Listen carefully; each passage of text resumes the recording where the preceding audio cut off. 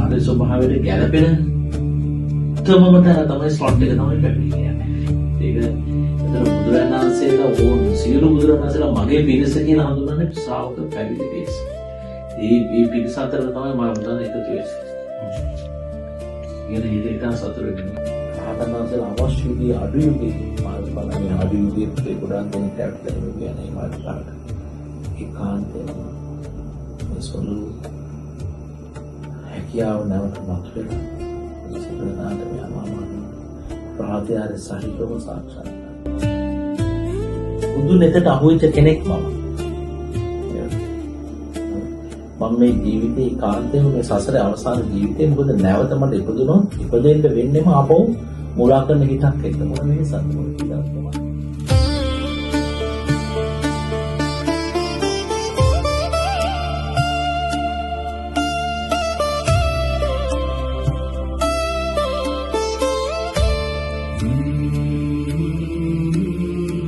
පැවිදියෙන් සහැල්ලුවට දෙනවා.